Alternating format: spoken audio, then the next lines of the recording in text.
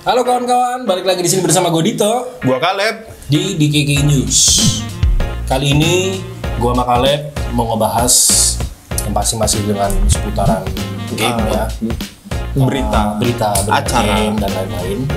Kita akan ngebahas salah satu acara sangat besar, yaitu judulnya adalah Tokyo Game Show 2025. Diselenggarakan tanggal 25 September sampai 28 September. Itu jadi acaranya itu Tokyo Game Show itu bukan cuma game doang. Jadi ada apa namanya kalau yang jadi karakter-karakter apa bahasanya? figur, cosplay. Ada cosplayer. Terus mungkin di acaranya itu ada trading card games. Iya. Ya pasti juga ada game juga. Ada banyak lah action figure, statue dan lain-lain. Gitu lah. Jadi lebih luas. Iya, tadi lu Kenapa? statue. Oke, Lep, langsung aja. Masuk ke berita pertama. Oke. Ada apa, Lep? Yakuza 3 Oh iya. Oke.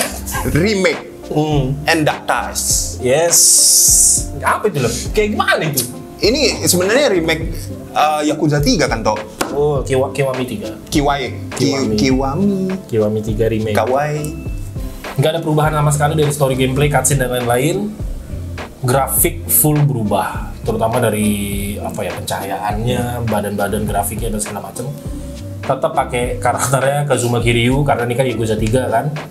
Berarti udah mungkin beberapa tahun Kazuma Kiryu di dalam game udah menjadi seorang Yakuza gitu ya. Dimana kan Kazuma Kiryu, kalau kawan-kawan belum tahu, Kazuma Kiryu itu berawal dari loan shark atau tukang tagih. Tapi karena bagus, keren, akhirnya ditarik jadi seorang Yakuza. Gila, berarti tatonya lebih real lagi dong, Toh ya? Ya betul, makin real lah. Ya like Yakuza kalau gue bilang kan seperti GTA tapi GTA Jepang. Setelah dari Yakuza 3, Kiwami 3 remake, dia ngeluarin juga yang berjudul Yakuza Dactyls. Gue sih secara plot story fullnya gue juga belum tahu gitu ya, ini apa gitu. Tapi kayaknya masih di seputaran daerahnya Yakuza, yaitu di Kamurocho, gue lupa. Masih di sekitaran situ, tapi karakternya ini berbeda dari Kazuma Kiryu.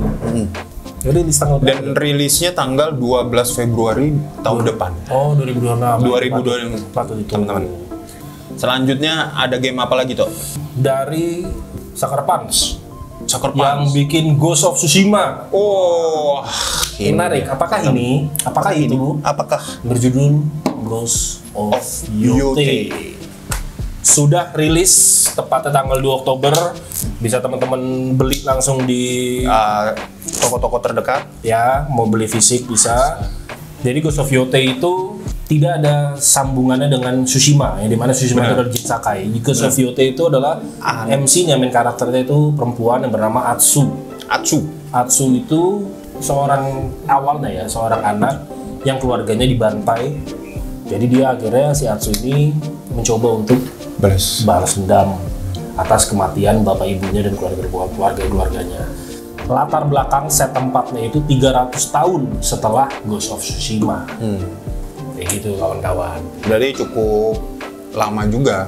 Sangat lama banget. Dan gue ngeliatnya gini, ini Ghost of Tsushima yang dipolish lebih bagus. Oke.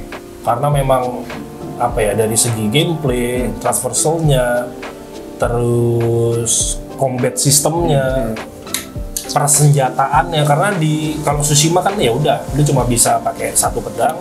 Yang bedain adalah stance-nya. Cara berdirinya. Kalau di Yotei itu ada stance-nya, tapi pedang lu bisa lu banyak.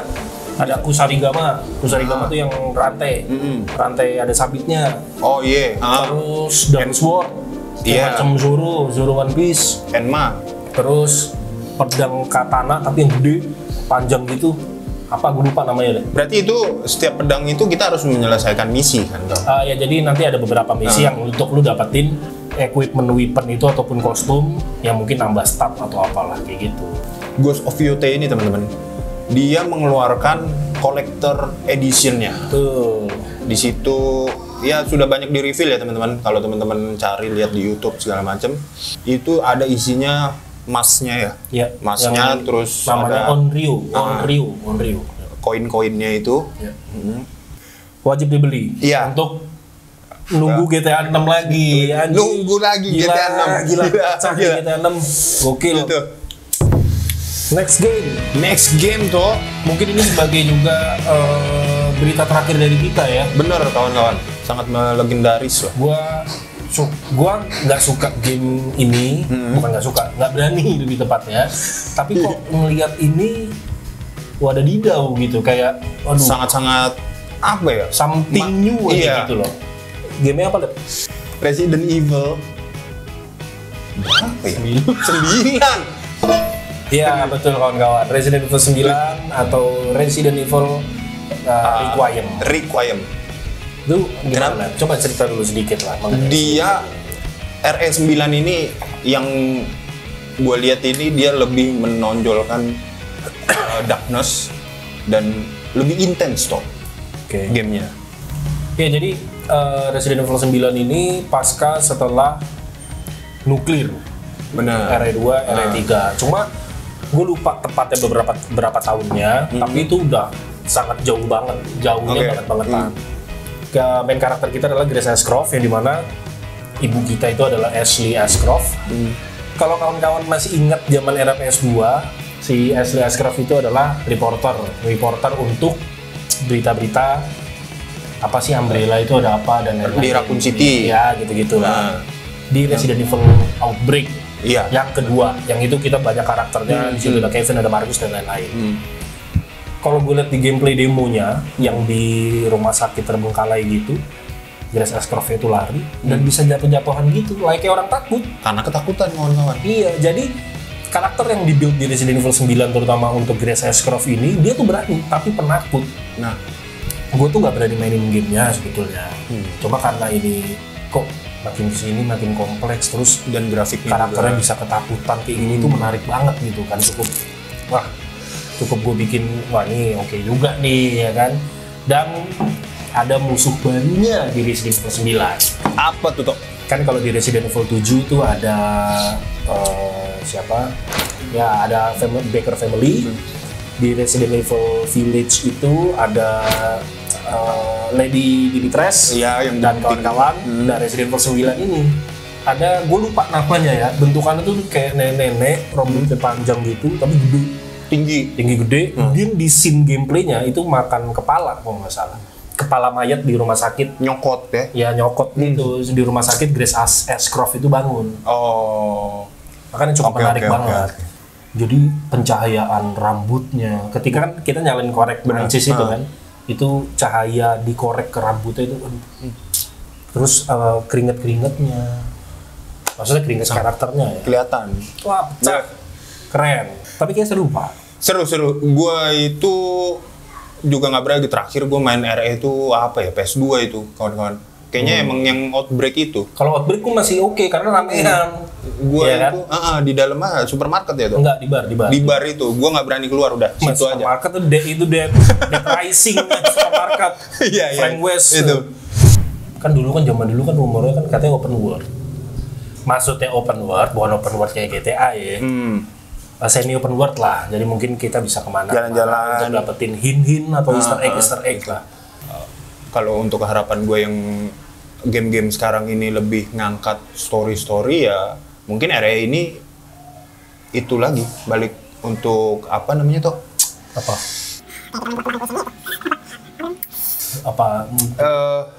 Ngerimain lagi.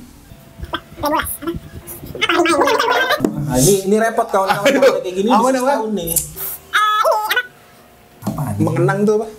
Reminiscence. Bukan. Iya nostalgia. itu. Nostalgia, ya ampun. Susah kan? Ya, susah. Nostalgia lagi. Ya, seperti yang dulu-dulu itu. Mungkin Capcom mengembalikan itu. Kawan-kawan yang gue lihat. Nah, terus kalau banyak pertanyaan dari kawan-kawan, apakah ada Leon atau enggak? Nah, ini menarik. Itu yang tadi. Di beberapa di beberapa platform online, media-media online itu udah ada yang reveal katanya muka Leon S. Kennedy. Ternyata udah tua, matanya pakai eye patch gitu satu kayak bajak laut. Ya, cuma kata orang dalam, namanya itu adalah Das Golem, yang dimana dia suka ngebocorin berita-berita tentang Resident Evil, itu katanya fake. Bohong gitu lah katanya. Tapi ya patut ditunggu lah. Iya. Kalau memang ada Leon S. Kennedy, gue pun nunggu banget ada Leon. Supaya si lempar itu. Supaya ada apa ya? Ya kejutan aja. Iya, kejutan. Karena kan udah setelah berapa tahun kan, udah cukup lama lah. Akhirnya Leon is comeback gitu dengan penampilan yang baru, dengan wajah yang lebih, ya pokoknya dia udah jago banget lah. Oke, sampai sini aja kunjungan kita. Pembahasan kita untuk Tokyo Game Show 2025. Jangan lupa subscribe, like, and comment. Gue di sini Caleb. Gue di sini Leon S. Kennedy. Bye bye kawan-kawan. See ya in the next video. Kiu kiu.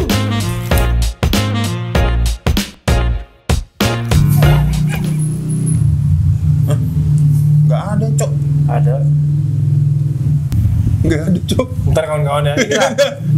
Inilah kalau nggak baca berita, nggak baca skrip yang ini.